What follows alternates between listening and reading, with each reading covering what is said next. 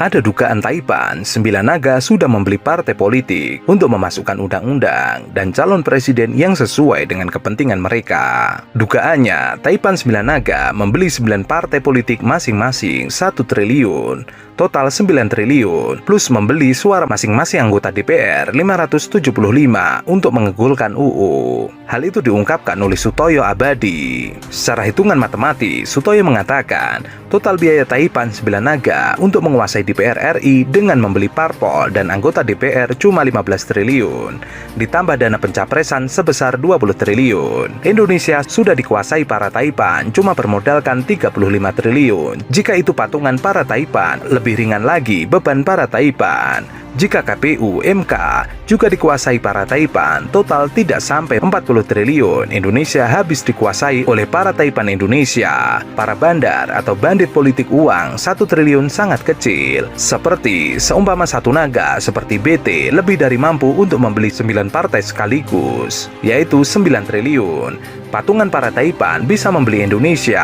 hanya dengan harga maksimal 40 triliun. Masih kalah dengan dana yang dirampok oleh BT sebesar 75,58 triliun. Itu fakta berbasis data, bukan opini yang dibangun berbau hoaks. Yaitu ancaman terhadap calon-calon presiden yang tidak berasal dari partai politik, ya.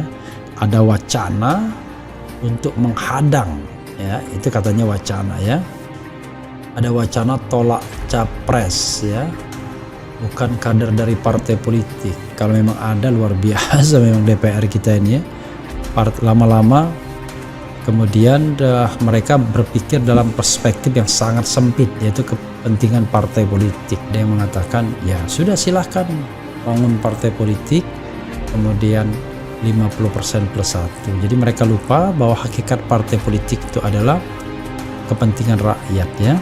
Ini kan wacana yang tentu saja ya harus kita verifikasi lebih lanjut kebenarannya. Karena tentu seperti misalnya Nasdem, jelas dia sudah mengusung 2 calon presiden yang tidak berasal dari partai politik. Tapi kalau syaratnya harus menjadi katakanlah anggota partai politik, itu bisa terjadi kalau setiap partai politik harus mengajukan calon presiden. Tapi kan ini bisa bergabung dengan partai lain, kan, tidak harus sendiri. Misalnya Anies Baswedan langsung dimiliki oleh PKS, belum tentu PKS mampu merajut yang namanya koalisi untuk menjadikan Anies sebagai calon presiden. Jadi ada dilemanya juga kalau cepat-cepat menjadi anggota partai politik. Sama seperti Nasdem, misalnya mensyaratkan Anies harus masuk partai Nasdem karena Ganjar kan tidak mungkin, Andika tidak mungkin, maka itu pun tidak mudah tentunya, ya.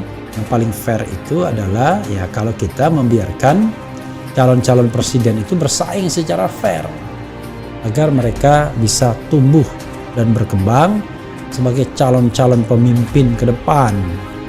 Bayangkan, calon presiden yang hanya berasal dari partai politik saja diprotes, ya.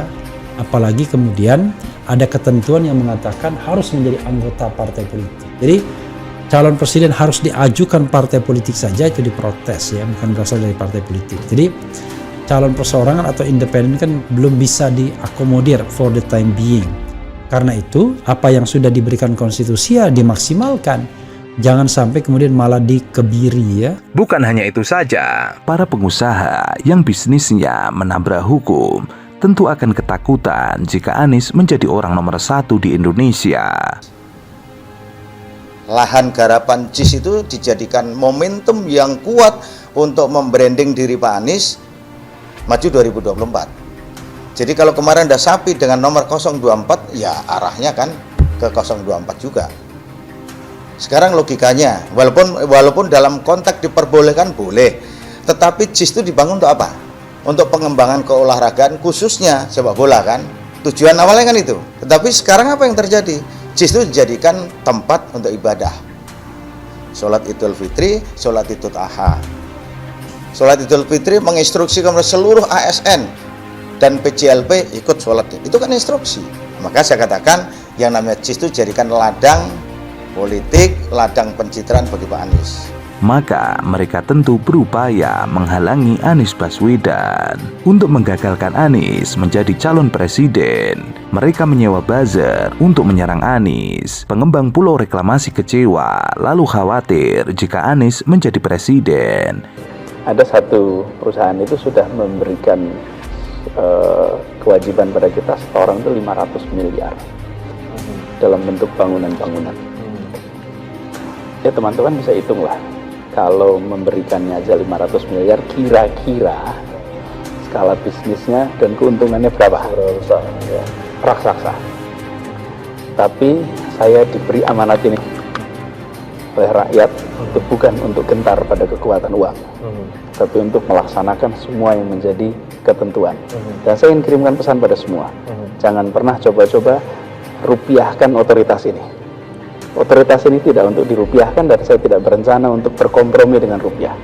Berapapun besar ukuran Anda, bila Anda tidak taat pada aturan, saya akan hadapi. Selain pulau reklamasi tidak bisa dilanjutkan, bisnis-bisnis haram lainnya akan terganjal. Jika para pengusaha bermasalah ini gagal ganjal Anies, mereka akan beralih strategi, merapat dan merangkul. Mereka tidak akan berseberangan dengan penguasa. Selain pengusaha, ada juga politisi. Bagi para politisi, kawan dan lawan itu bergantung situasi. Jaraknya tipis sekali. Pagi kawan, sore bisa menjadi lawan. Begitu juga sebaliknya. Para politisi yang akan menyerang Anies Baswedan tidak ubahnya seperti drama. Saat ini Anies dianggap mengancam kepentingan politiknya. Jika nanti partainya mengusung Anies, para politisi ini akan tegak lurus ikut garis komando partai, termasuk PSI jika nanti merasa lebih menguntungkan jika bergabung dengan Anies Baswedan pada tahun 2024. Begitulah politik, bukan sesuatu yang statis tapi dinamis. Memukul atau merangkul itu hanya soal situasi. Situasi mana yang lebih menguntungkan, itulah yang akan mereka pilih, suatu sikap yang rasional.